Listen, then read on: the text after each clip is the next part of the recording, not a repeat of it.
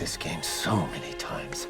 You're gonna lose this time. It wasn't a game, it was a story. It's not a game, it's a story. No, it's actually a game. Or maybe it's both. I, for one, think it's maybe a story within a game, or a game within a story.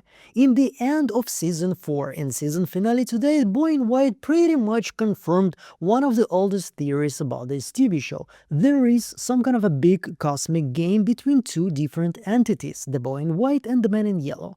Both of them comparing scores like, I've got the tree, you've got the bones, and Boy in White saying to the Man in Yellow, to Sophia, that this time you're probably gonna lose. All of it implies it's actually a game. But what kind of game is it? Is it still a game, or is it a story? Because we have a lot of information, a lot of clues telling us that this is somehow a story that came to life. I want to discuss everything, and of course we're gonna start with the biggest event of this episode on if this season is the confirmation that this is a game. We learned, for example, that the Boy in White once again appearing to Sophia next to the bottle tree, and this is not the first time he's doing this. Every time Victor sees him in the last seasons, it's next to the bottle tree. In the end of season 1 he was also there, and he also usually is somehow close to the lighthouse.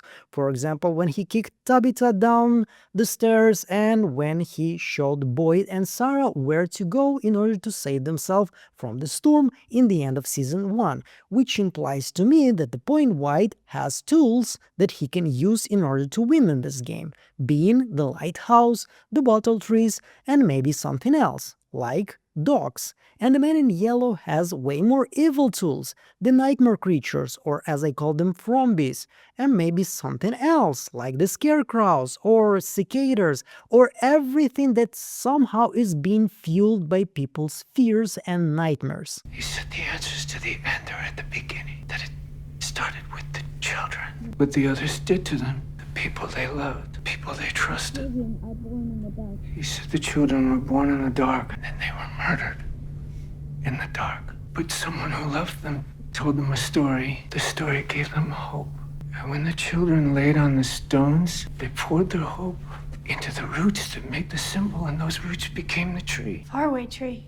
The Boy in White was trying to tell Christopher that to save the children, he would have to go through the tree. So the first question I want to answer today is, what do we know about this place being a game? Is it actually still a game? Or maybe it's something else? Is it a playground? Is it the stage for the story? So we know that it all started with the Ankui children, right? They were sacrificed by people who loved them, and then somebody who loved them told them a story, and the story gave them hope, and they poured this hope in the roots of the tree, and this is how this place came to be. We got the confirmation for this also in this season in episode 6, when Jade is saying that this is how this place, this whole Fromland, was actually created, via sacrifice, via the ritual. This place, this fucking nightmare that we are stuck in, was built on a sacrifice. Some of you can say, well, the next thing that Jade says in this scene, that maybe the monsters are actually not going during the day, is because they want to protect the bones, and we now know is they don't go in the middle of the days because they are afraid of the light. So he was wrong about that. Maybe he is wrong about also this place coming from the sacrifice. But Jade was right about way more things than he was actually wrong. For example, he was right about everybody else in this town, but him and Tabitha not being reincarnations, just arriving to this town because the Ankui children called them, and they were able somehow to listen to them. These children that were sacrificed, they have been crying out to Tabitha and me. And that cry, I think on some level maybe you heard it too. In the recent conversation that the creators had with fans on Reddit a couple of days ago, both Jen Pickner and John Griffin confirmed that Jade was correct about this one. He knows it now.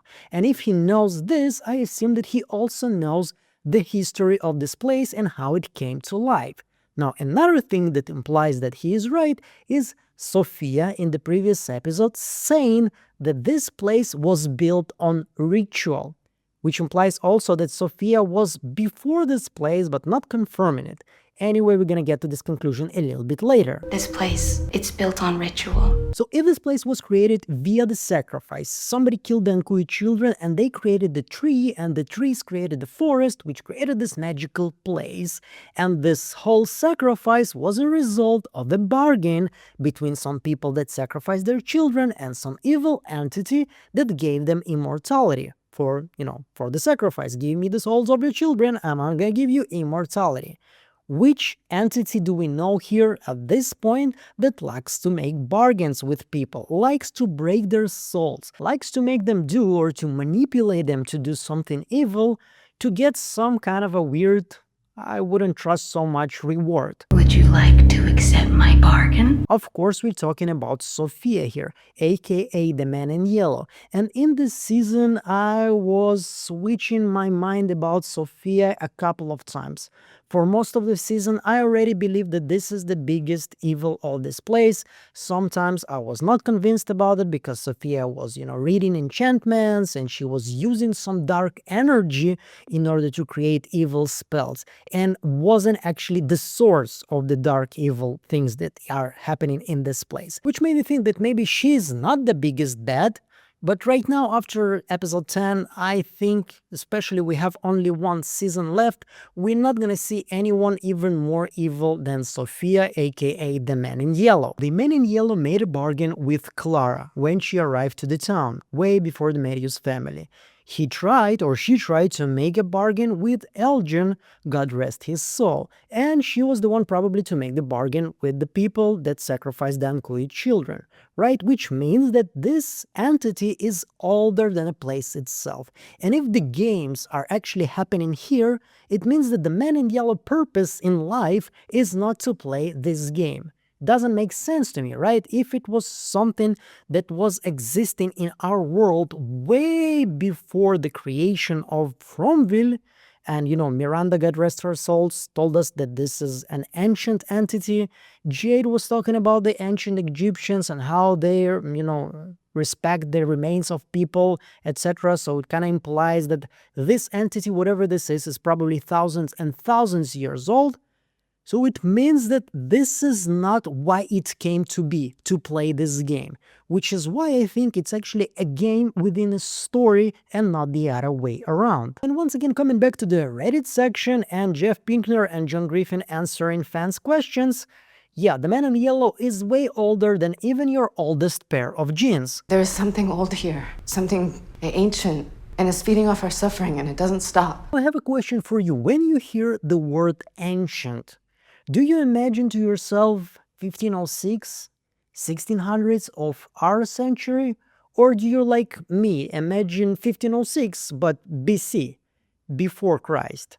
Right? Because when I think about something ancient, I imagine something really, really, really old. And yes, you're not mistaken, I'm of course referring right now to the lighthouse and the dates that Tabitha has seen in her vision in episode 9, season 1. The first date, the oldest date there being 1506.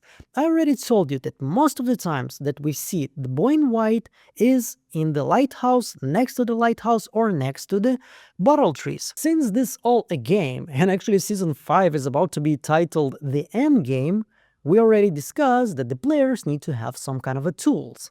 I wouldn't say that our characters are the players. They're pretty much pieces, I would argue, in the game between the Man in Yellow and the Boy in White, the tools being the lighthouse.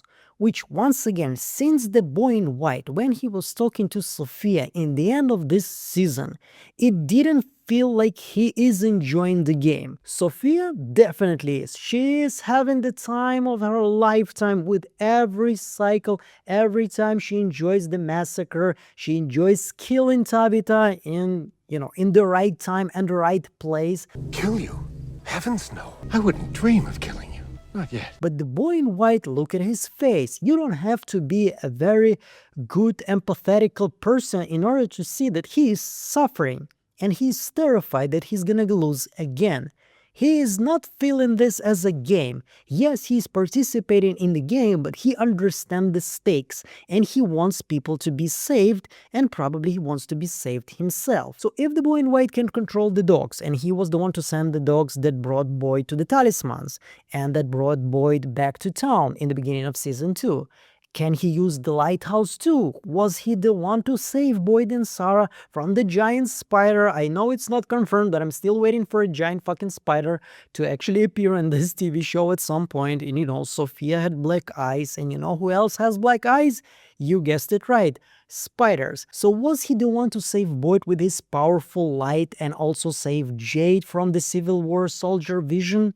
I think so, yeah. I still think that the boy in white is on our side. He is there to help, but he is very limited with his abilities. He cannot reveal too much information because knowledge comes with a cost. As soon as he gives information to somebody, it probably removes more limitations from the man in yellow. It allows him to maybe go and start killing everybody. Not just absorb from the outside, but actually go into the story and start killing Jim and actually turn to Sophia, etc., all of the events of season 4. I think the fans are not ready for the man in yellow. I actually got a bone to pick with Harold Perrineau and the interview that he did to Emmanuel Noizet, when he said that the fans are not ready what the man in yellow is. I think the fans are not ready for what that is. I think that they think it's something that it is not. Well, I'm still not ready. I still have no idea what the man in yellow is, even after all of the 10 episodes. So what was this false advertisement? I was pretty sure that in the end of season 4 we're gonna get at least a very strong and powerful clue to understanding what the fuck the man in yellow actually is. But the only thing that we know, it's probably way older than the game, and it was not created. It didn't come to life to play this game. It's probably some kind of a victim of the circumstances, because the sacrifice trapped everybody here in this weird playground world where the man in yellow and the boy in white actually play against each other. Now, who is the boy in white? Who is the second player in this situation? I don't have a very definite answer to you. I have this theory. I've been talking about this a while. I think that he is a manifestation of the dreams, of the naivety, of the innocence of the Ankui children when they were sacrificed. This is while he is growing now, because the story evolves and he evolves with it. Not like the man in yellow, Sophia. She's not influenced by the time passing in this place. She's a shapeshifter. She can look as whoever she wants to look. But the boy in white is also trapped in this place and it's influenced by this place. Now there is also a theory, since Victor survived and now he is actually preparing Ethan to be the only survivor of this place, because cycle repeats itself. And if it's a game, then how would the game repeat itself without being a story, right? The story is what repeats itself most of the time.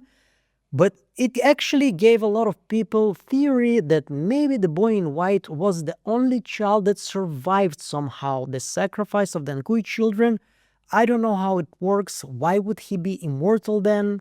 And why in the lighthouse we would have 1506 and the next year is 1609 if every cycle needs to be over with one child surviving and then living until the next cycle. Then, you know, the first child that survived the 1506 massacre was living until 1609, more than 100 years. Doesn't make any sense to me, but then again, it's Fromville. Everything is possible.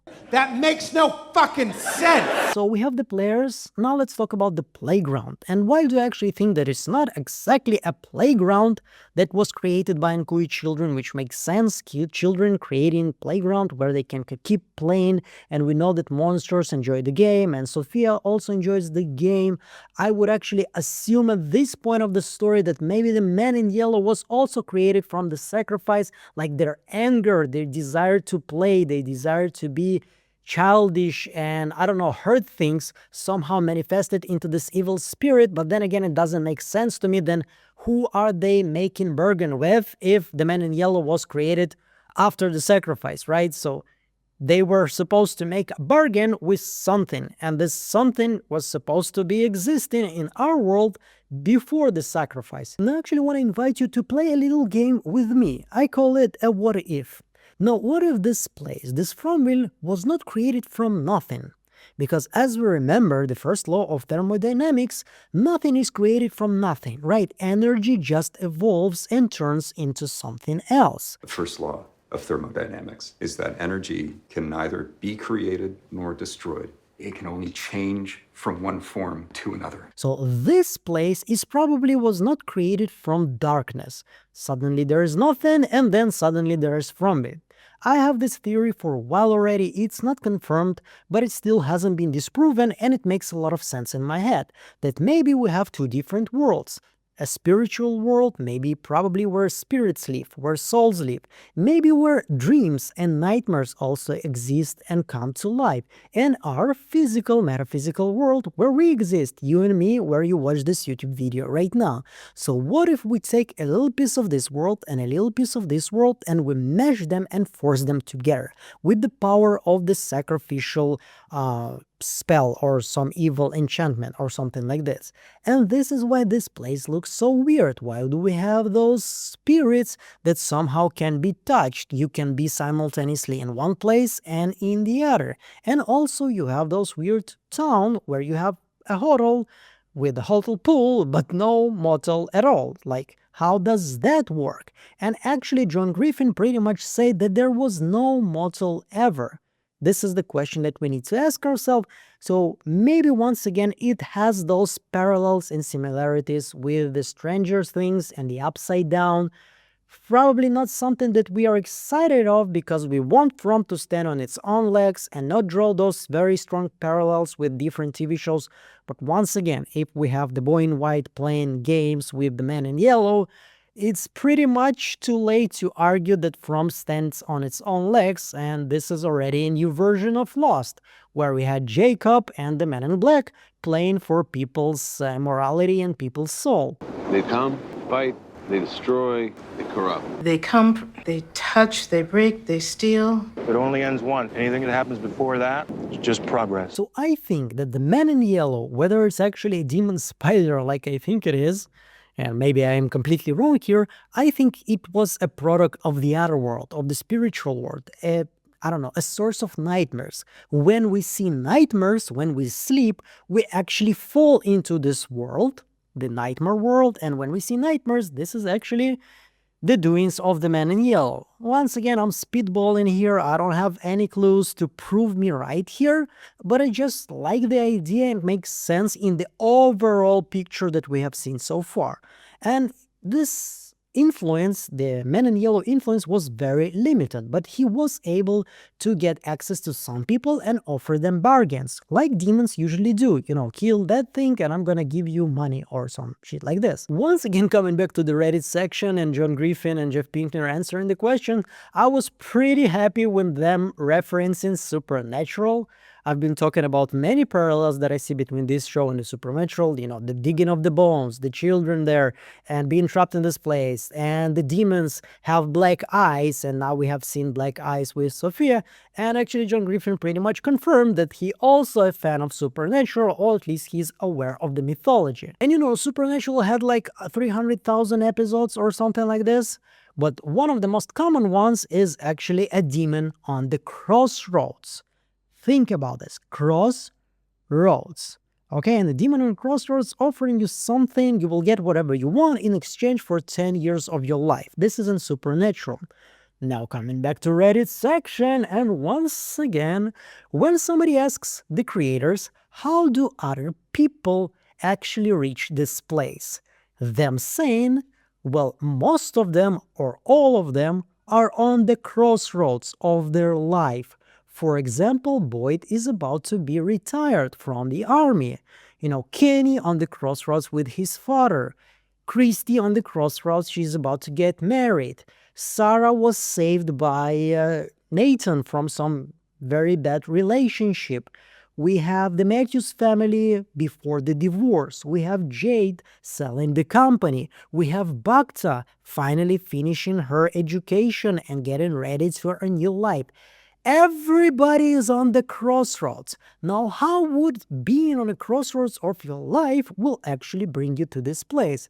Well, it kind of makes the connection. First of all, a demon is looking at you because you are at the crossroads and you're mentally open, spiritually open to be sucked into a different world, because you can go here left and stay in the real world, or you can go right, like Father Khatri, who was also on the crossroads after killing a person and escaping from his church. So yeah, it makes a ton of sense to me. I hope it makes a lot of sense to you too. That makes no fucking sense! So I think Men in Yellow, being the product of this spiritual evil nightmare world, has a very limited access to the real world. After the sacrifice, now he has way more food to feast on. Those nice, tasty livers are not gonna come themselves to him, but they actually do, because people arrive to this place. This place needs to feed on hope, and it brings the people that are most suitable for it. People are hopeful on the crossroads of their life that something good is about to come from the change that they are making in their lives. And this is why the Man in Yellow is definitely enjoying this, but the boy in white is definitely not. One of them wants to stop it. Now, it actually brings me to, once again, this theory that only one boy has to remain eventually, and Ethan has to remain alive in order to cycle to be restarted. I told you already, I'm not 100% convinced that this is somehow true. I do see a lot of sense in it, but once again, if the lighthouse dates are actually correct, it doesn't make sense. But then again, it raises another question. If it's true, who was the voice that told Sarah to kill Ethan? Who is trying to stop the cycle from restarting itself? Was it the boy in white? Was it the man in yellow? If the man in yellow wants the cycle to restart itself, why would it want to kill Ethan? If the boy in white really wants the cycle to stop restart itself, then once again, why wouldn't he kill Ethan with way more different tools that he has, like fend the dogs, kill the little boy? So once again, I'm not convinced that this whole theory of the boy being the only one who's left is that restarts its cycle, that it has to be that way. Maybe once again, it's like in this amazing movie that I extremely love, Cabin in the Woods, one of my favorite horror/comedy movies. If you haven't seen it, you should definitely watch it. So if you don't want to spoil it, just skip ahead a couple of seconds. It's pretty much an old movie, but once again, it's pretty cool, so don't spoil it for yourself. But there, when you make a sacrifice to the gods, you either sacrifice the virgin, or she just suffers a lot before the end, or she can stay alive. Eventually she can actually be alive in the end of the story. Maybe it's the same here. Maybe if the boy survives but suffers, it's good enough. But if he dies, then he dies. If he dies, he dies. Another thing that tells me that this playground is not necessarily for the game, but actually for a story, and the boy in white and the man in yellow are playing a game trying to push the story towards their preferred option, is that we have learned many times from Nathan and then the confirmation from the boy in white that if you push strong enough, this place will push back. Nathan had a theory about this place. If we tried to leave, if we pushed too hard, then something would push back. And we have seen this place pushing back, right? They're trying to leave and there is a storm in the end of season 1. But now we are actually seeing that this place is actually helping our characters, right? There are two different separate events after the tree is turned apart from the ground. First of all, we have the darkness, and I immediately thought about the eclipse, which was one of the most popular theories in the fandom, that the sacrifice happened during the eclipse, the sun eclipse, and this is something that has to repeat itself in the end of the season or in the end of the TV show. Nobody was talking about sun eclipse per se, but it kind of felt like it, right? Suddenly there's no sun for a couple of minutes. And this was definitely this place helping Sophia, or maybe Sophia herself actually using her multiple powers, and she's pretty much very powerful with a lot of different abilities. Maybe she was the one to actually project this close sun and turn on the night for just a couple of minutes to make sure that the monsters will be able to attack everybody else. But the earthquake was definitely there to help Jade and Tabitha. I mean, you're not gonna argue with me that this earthquake twice saving our heroes seconds before they were about to be ripped by the monsters is somehow a coincidence, right? It doesn't make any sense. If the creators, if the writers were writing those two moments, which are extremely Deus Ex Machina, for our characters, right? Suddenly there is a new door in the wall, and suddenly when there is a monster about to already reach them, once again the earthquake is throwing some rocks at him and pushes him back. I mean, this is the Deus Machina on steroids. If the creators, the writers were making those notes in the script and they were thinking, yeah, you know, just random events, suddenly it happened and it helped our characters without any other explanation than that, they should just retire right now, okay? Because this is just first grade level of writing, even worse. So I'm extremely confident, 100,000,000,000% that this is intentional. This is why the place tried to help Jade and Tabitha, because there is a story that's supposed to unravel in a certain pace with a certain beats, or as Ethan called them, threshold. You remember what the man in yellow told Tabitha? Oh, I'm not gonna kill you yet, right? Not yet. Meanwhile, we're having so much fun. And this is why Sophia was extremely angry in the previous episode when she learned that only Jade and Tabitha are going to the caves. She knows that those two has to survive at this point of the story, and whatever she's gonna do, this place will always intervene and help them escape and help them save themselves. Maybe there is some sort of a limit, but after 2 earthquakes that somehow miraculously saved them, I don't think there is a limit. I don't think that doesn't matter what's gonna happen until there is time for Jade and Tabitha to be killed by the people of this place, and for Tabitha even worse, whatever this is, we still don't know.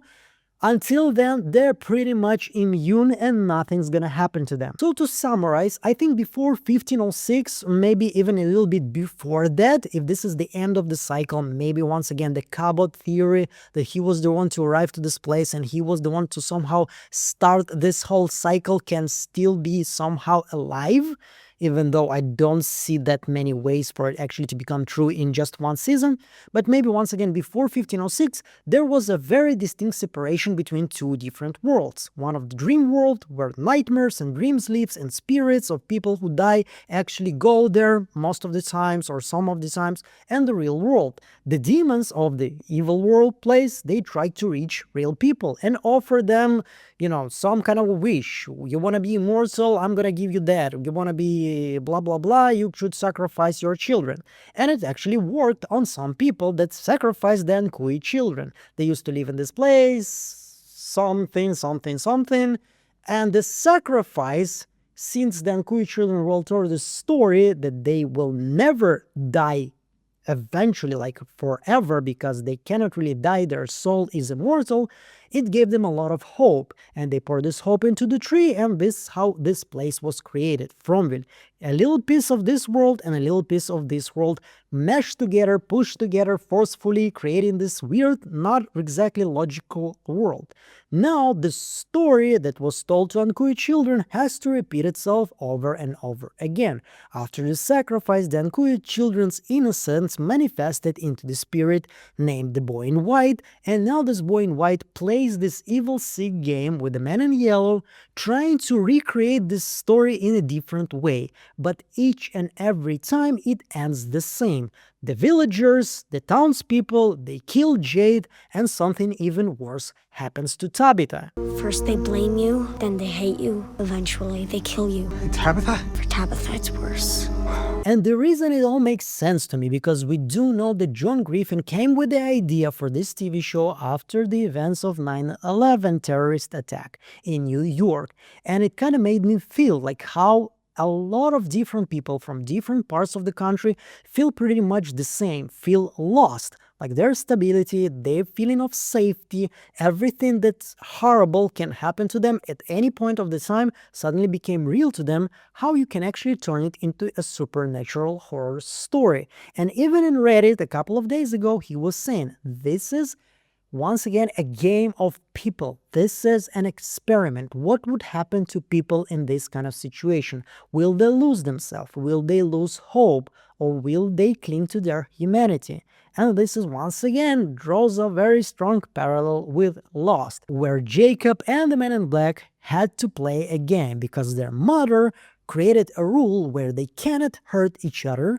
Jacob would bring a lot of people to the island to show and prove the Black Smoke, that the Man in Black, that people can be good. And he, on the other side, was always trying to prove that evil is always inside of human being, and whenever they presented a choice, especially, with a little bit of spice of fear, they will always go on the immoral way. And it looks a lot like this is something very similar to what's happening in From. Now, at this point of this video, I actually want to talk to you about just some of the moments of the episode. It's not really about strengthening some kind of a theory, it's just some moments worth discussing. For example, like we've talked about the sun eclipse and the earthquake being two different events, and now that we know that this place can basically shut off the lights at any point, maybe it's Sofia, maybe it's the place itself, but this is probably how people were actually massacred in previous cycle. We know from Victor that in his cycle of this story there were no talismans, right? Everybody was just killed.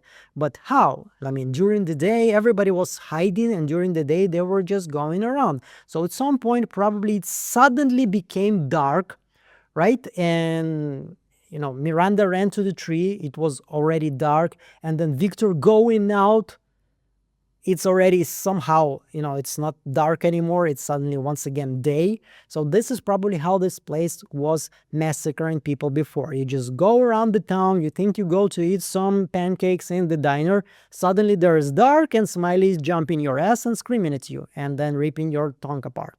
So yeah, probably this is one of the tools for the Man in Yellow to kill everybody in the end of the story. Now I'm pretty happy that one of my guesses about the Man in Yellow pretty much turned to be true, like we have seen Sofia when Elgin was praying for his life. By the way, kudos to him. I tell a lot of bad things about Elgin, and I mean this guy really needs to get a Darwin Prize for Darwin Award for what he did in previous episode. But again, I'm not a religious man myself, but seeing somebody in the face of death praying, it kind of inspires me. I don't know, like if it gave you any emotion. I cannot say it like I'm bawling my eyes out and I'm feeling so sad about Elgin. Nah, I didn't feel almost anything also for Marielle, other than, come on Kenny, now the field is open, do your thing. I mean, after everything this place did to you, you can get a little part of happiness after you escape this place.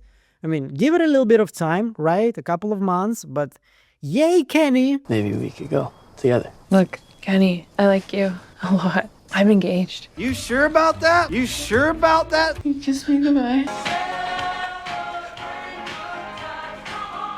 But the way Sophia is saying, you people and your prayers, once again, first of all, implies that this is not a people.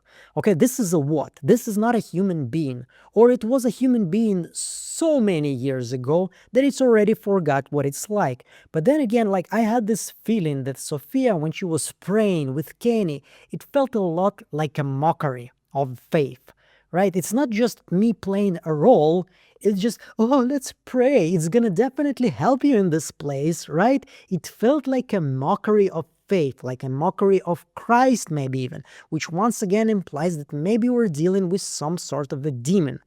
Maybe there is Christianity here. We know that Father Khatri, he was a Catholic and he was talking about the 73 books, which is once again a Catholic Bible. There are a lot of different Bibles, right? There are some of them with 77 books, some of them with 71. He was talking about the Catholic one. And once again, Elgin was reading a Catholic prayer, which is mostly used by Catholics. So there is maybe an implication that there is some kind of a religious Christianity mythology here in this story.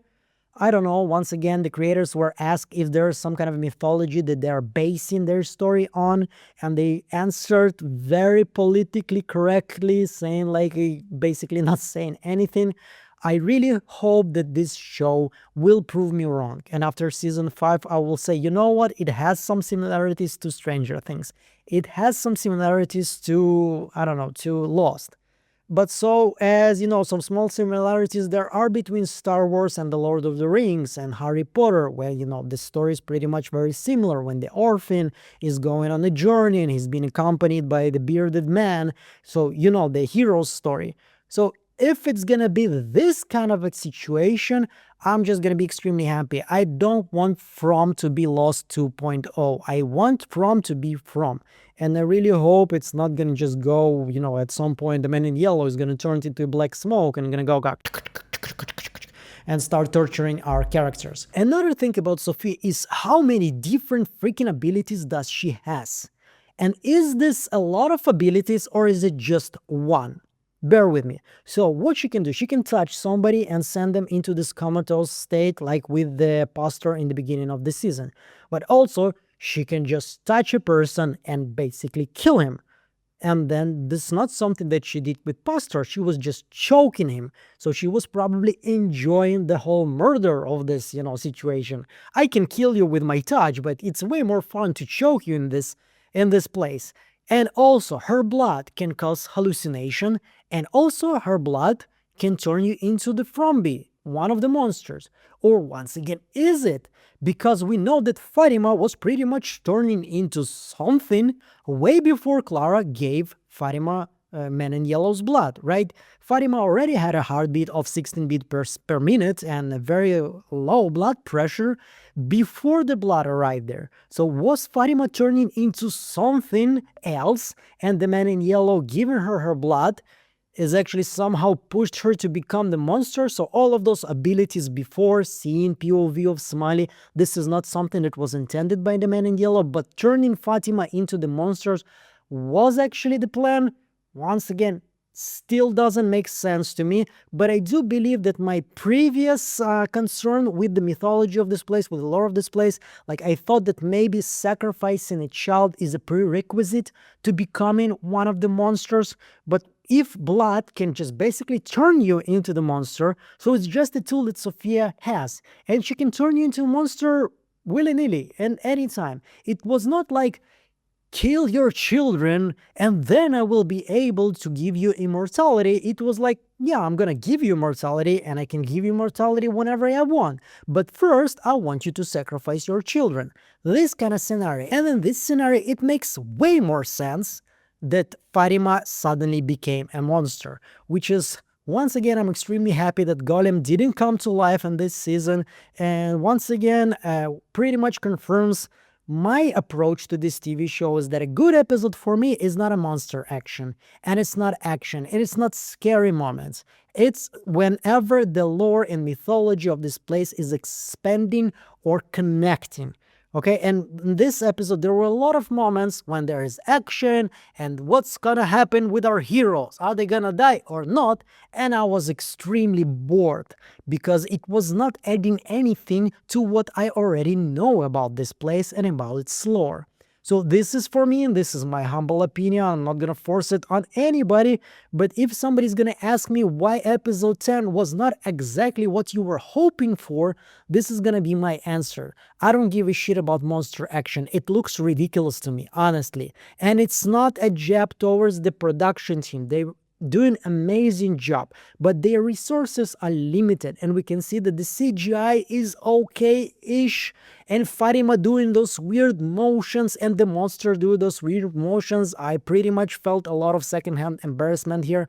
Never gonna get interviews with anybody, right? Not screeners, not interviews, but I guess I promised you I'm gonna be honest, so I'm gonna be honest. Another thing about Sophia is that she's saying to Clara to get rid of the body, which implies that she's gonna come back to town. And every time I was making a review during this season, I think in every episode I was praying towards gods of this show, saying, please, don't make the storyline of, oh, we have Sophia, a man or woman on the inside. Don't make it run longer than season 4. Please don't make it run longer than season 4. And it looks like because she wants, once again, the body to be removed, so nobody will know that Elgin is actually killed, and it's not going to raise suspicions that there is somebody who's working against them, it kind of makes me think that, once again, of course, season 5 will pick up where season 4 ended. This is pretty much tradition already in this TV show. So it's suddenly Sophia is going to come back. And I already read in Telegram some of the people thinking that maybe she's gonna come back in the shape of Elgin, because, now that he's dead, but his body is hidden, she can take his form and pretend that she's him.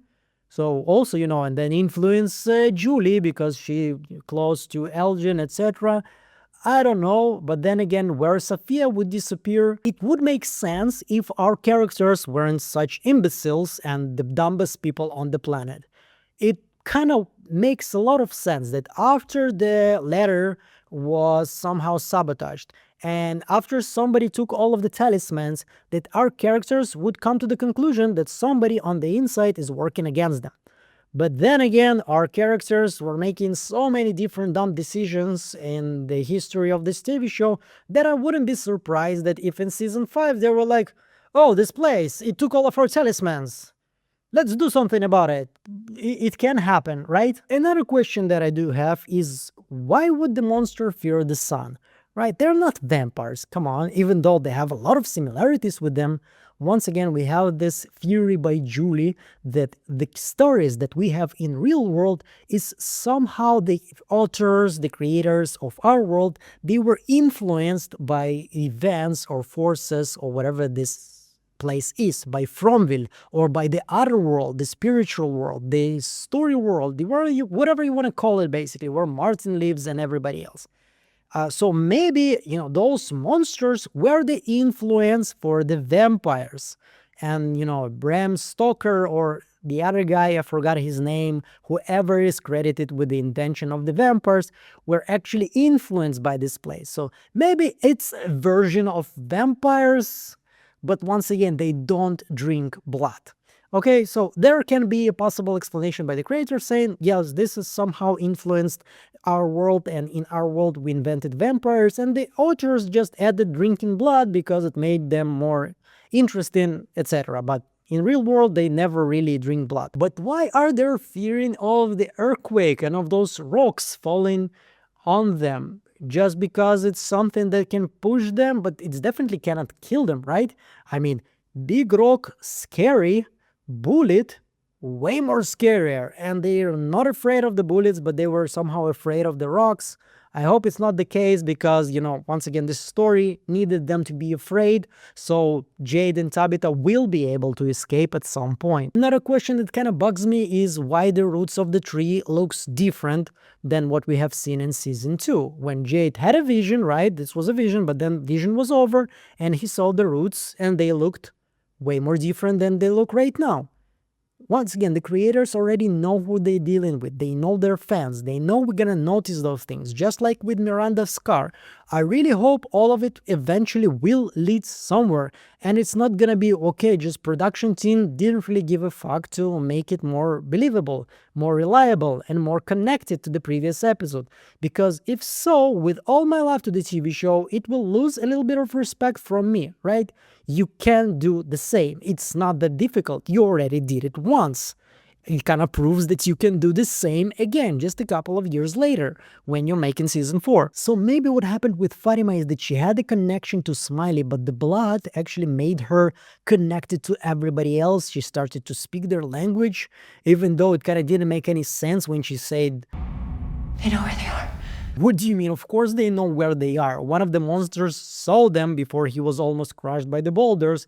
And if you can listen to them, and those creatures are actually them contacting each other, telling each other, like sending messages.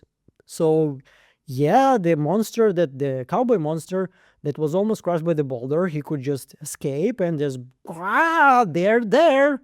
So yeah, doesn't make any sense to me, but okay, moving on. And when Fatima said, remember who I was, I clearly saw Jasmine's face in front of me saying that, You have no idea how lonely it is out here. It wasn't my choice to be this way. well, she didn't choose to become that way. So maybe the monsters that we see right now are not actually the original people that sacrificed their children. Or maybe some of them are, and some of the monsters were turned by Sophia in previous cycles. And why would they all then wear the 70s clothes? And now Fatima is also wearing 70s clothes, and she's gonna be one of the monsters. And she's not gonna be like a character, like every one of the monsters is some sort of a character, like Lunch Lady, the cowboy, the cheerleader. And Fatima is gonna be what? Fatima? No character, no bride, no mechanic, nothing. So far, the whole situation of Fatima becoming the monster, it makes part of sense to me, but overall, I'm like, That makes no fucking sense. let's talk briefly about Henry. I mean, the actor is brilliant, but I hate this fucking character. He's a horrible dad with fathers like that. Who needs enemies even?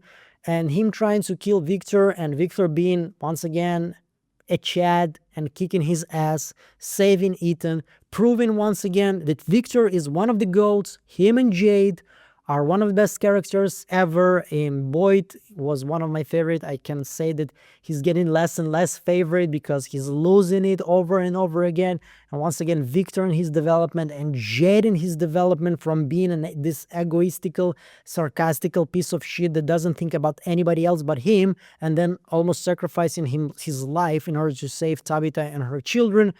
A very amazing characters, amazing, like developments. This is something that I really enjoyed in the episode. What I didn't enjoy is Henry, but he gave me a little something. First of all, there's a very weird drawing next to him. I don't know what the hell is this. It looks like a sun being covered by darkness, but the house is somehow opposite to the sun, and there is something that looks like, again, like some kind of a globe. Those kind of toys with the dome, closed globe. What the hell is that? Can you understand what do you see here? And the other thing, whatever Henry was experiencing in his dream somehow worked, right? Somehow it works, and suddenly he sees bullets and he remembers the voice of Victor telling him that as soon as the dream will understand that you want to escape, it will provide you with the tools you need. Is that a coincidence? Maybe. Once again, this is how we work, right? He will see the bullets and then he will be like, oh, yeah, this place is actually unreal. But then, the hallucination that Sophia created sound to me like a very dangerous bet. If he wasn't able to find the bullets, if he wouldn't find the bullets, then he would eventually understand that this place, this hospice that he's living in, is not real, because what it promised to him didn't actually come true. So is it once again just a coincidence, and Henry interprets this like, this place is actually helping me, or once again this place, like with Boyd, like with the earthquake, it somehow pushes the characters to where they're supposed to be. And Henry was supposed to kill Victor, which he didn't, because, Victor is the man. That's it. And not a couple of things that don't make any sense to me. What was the point of the scene in the end of season 2 when Victor wasn't able to find the bottle tree? And it felt a lot like it was implied that the tree moved. But apparently it didn't, because once again, when they rip off the tree, it's still on the same place, right above the chamber where Jade had his vision. So what was the point of this scene? Then again, another Reddit section, which was the most upsetting to me. I mean, yeah, maybe this is somehow our fault when the creators said that basically all of the theories about Eloise being alive are actually incorrect. She is dead, rest in peace. And sometimes in mystery TV shows, fans can create theories that don't have any basis. But once again, like, did the creators have ever seen movies and TV shows? Because when somebody says, like, this person is dead, but we weren't able to find his body or her body, it means this person is not dead, right? When Eloise ran away and Victor wasn't able to find her, and then he would say that Eloise was always better than him in hide and seek. Why is this detail important? With my conversation that I had with Emmanuel Imenoizet, he said, like, this is an expensive TV show. Every freaking minute costs a lot of money. If it's on the script, it has to mean something. Why was this piece of information important? Okay, the license plate spelling Eloise, maybe it's just a coincidence, but all together, and still it would imply that Eloise is just dead, and there is nothing about her. Well, this is disappointing for me. I mean, as a character, as a part of this story, how is she servicing the story? How is she there to help? Other than being just a repetition of the same family, like a woman and 2 children.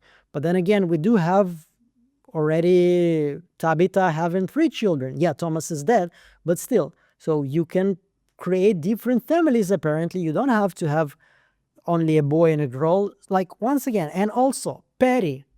I mean, in the times of war, especially when there is a very strong imminent danger to somebody, and somebody is in complete panic, and their panic can create a dangerous situation which eventually will lead to the death of everybody, usually the commander of the platoon, of the unit, will do whatever he can to stop the panicking person. The most humane decision in this situation is to make this person to go a little bit out of it, to be unconscious for a couple of minutes or a couple of hours.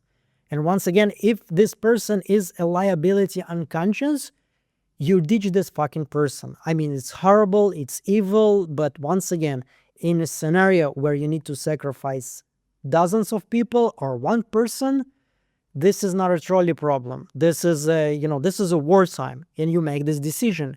And in Fromville, this is a wartime. And Boyd is a military veteran. And he was like, oh, Patty, I just wanted somebody already to smack her because this is not the time. I understand that she's a civilian in a very difficult situation, but Boyd needs to do better in this place. And once again, I don't even care about Boyd. What was even the point of this whole scene? Them driving, she's scared, she's trying to shoot herself.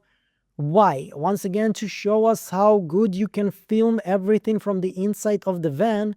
Well, it pretty much felt for me like a repetition of a very good scene in episode 6 season 2.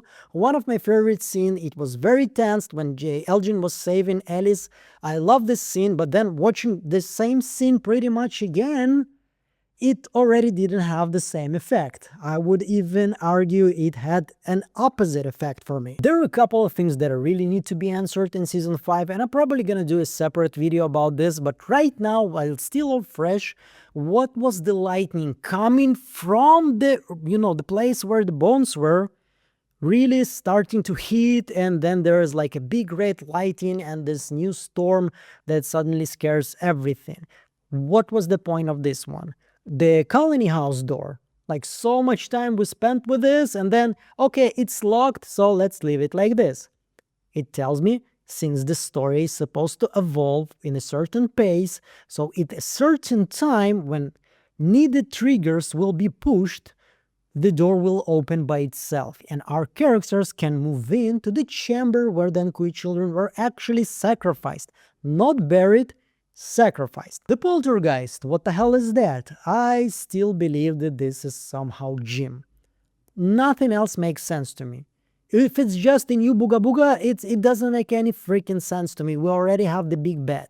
Just adding another NPC evil shit here, it doesn't make any freaking sense. It's supposed to be something, right? I think it's Jim. I don't know, because we have this moment when Julie was talking to Kenny and she told him that when her father is nervous, he moves things from one place to another. So maybe this is some kind of a like Patrick Swayze situation here. I don't know, but they're definitely keeping it for season 5, so we need to keep it in our head. You and me, we're gonna take care of each other. I don't know. Oh, I have an idea. Maybe you should try to do something, I don't know, how is it called? How should I call it? Story walking. We've been teased from season 3 that you're gonna story walk, and you barely story walked. You did it twice. You had 10 episodes. I know that you're gonna story walk again. Everybody knows it because we have seen you with a scar trying to save your father once again. So I hope in season 5 we're gonna get more story walking, because as I said in my video about From Solved, this is like the most logical conclusion how you can reveal the history of this place without just using flashbacks. Okay, it's just way more interesting that way if you're gonna show us the story of this place, how it all began, via the eyes, POV, Julie's POV. We're gonna look through her eyes and see everything. And another what the fuck moment for me is definitely Tabitha's memory of their daughter, which wasn't on the poster for some reason. The whole scene, her happy, trying to play with Tabitha, and she's smiling. It made me think about this moment in season 2 when they all came to Tabitha and tried to grab her. But those whole 2-3 seconds, it's just so weird. It's like this memory. The color grading is way different than you usually seen from. It almost felt like it's a documentary kind of a memory from her. So once again, the whole history of Tabitha, either she's a little girl or she was actually the mother of the child, of one of the Ankui children. And if her daughter was sacrificed and the people who sacrificed their children became the monster, why didn't she become the monster? And if she didn't sacrifice her child, then why is she dead? I mean, you're supposed to sacrifice your children, right? To get this immortality. That makes no fucking sense. I'm a bit disappointed of this episode. I even wrote it in my Discord, I was expecting more. I think at this point, if you're expecting a clear answers and a lot of them in the end of season 4, you are lying to yourself and it's already your problem. And I wasn't expecting a lot of revelations, but I was hoping for more information and more confirmations about the whole lore of this place. I don't need it all, I just need more base stones for our future theories before season 5. This is what I was hoping for, and this is why the action sequences, the thriller sequences, when what's gonna happen, they didn't really work for me. I wasn't actually feeling it. I was excited only when, Sophia was talking to somebody. She was saying something to Elgin or Clara, or when she was talking to the boy in white, or where something was happening with Fatima. As soon as there were some little new puzzle pieces to make our picture, our vision of this place, of the lore of this TV show more clear, this is when I was excited.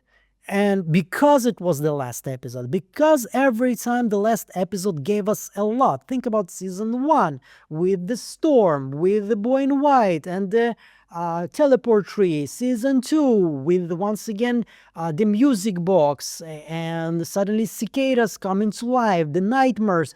This place was always expanding and giving us way more information about the lore. Season 3 ended with the reincarnation, and as much as I don't really like that storyline, it still gave us way more understanding about this place. Julie's story walking, and season 4 basically almost didn't give us nothing other than, yeah, boy in white and the man in yellow pretty much playing a game. So that's it.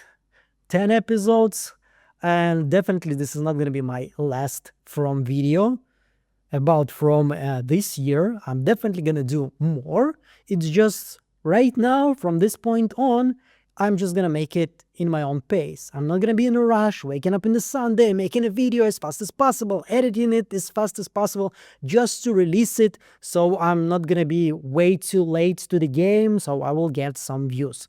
I will keep doing From. Obviously, I have so many different ideas. I want to make all the little details of season 4. I want to make a video about every little question that we still have unanswered and hopefully will be answered in season 5. I still owe you a video about the whole From chronology, the timeline, from the very beginning, what we know, until the end of season 4. I didn't make it until season 4, I made it until season 3, so now I need to add season 4 too. I also owe you a video about Victor's drawing. Other than that, I'm gonna make way more than that. So if you are still looking for From content, yeah, it's not gonna be 2, 3, 4 videos a week like it was until today, but it's still gonna happen. If you're enjoying my content and you're enjoying the TV show Silo, I definitely wanna invite you to join me, because I'm gonna do breakdowns of every episode of Silo. I did it with season 2. Unfortunately, I didn't do it with season 1. I still didn't have a channel then, but I did it with season 2, and I think it's one of the best TV shows. It has an amazing cast. It has some mysteries. I don't read the book in principle because I want to be able to digest and dissect all of the mysteries by myself without the help of the book. So hopefully you will join me in this journey, and maybe something else. I don't know, House of the Dragon. I still haven't seen the first episode. If there's gonna be something that I'm gonna like, then yeah. If not, then no. Stay tuned, subscribe, hit that bell button, subscribe to my Discord channel so you're not gonna miss any of my videos, even if YouTube is not suggesting this to you for some YouTube reason. Sometimes it happens. In my Discord, you will have updates Like if you're not gonna like the topic, you don't have to click on the video. But maybe this is gonna be something that both of us enjoy, and hopefully we will still see each other eventually every week or every other week in my new video. It was a lot of fun. It was difficult, but it was a lot of fun. It was amazing 10, 11 weeks with a break, and you are incredible. My channel grew like crazy. There was so much love that I received, and it's just so awesome when you work hard and you feel appreciated for this work. It's awesome.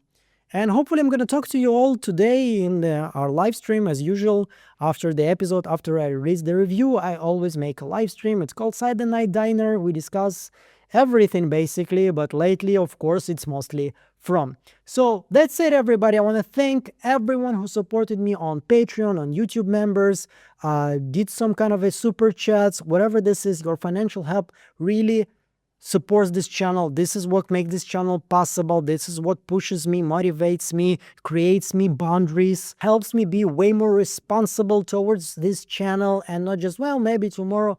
Thank you so much for this, and that's it. I'm gonna see you all the next one. Meanwhile, bye.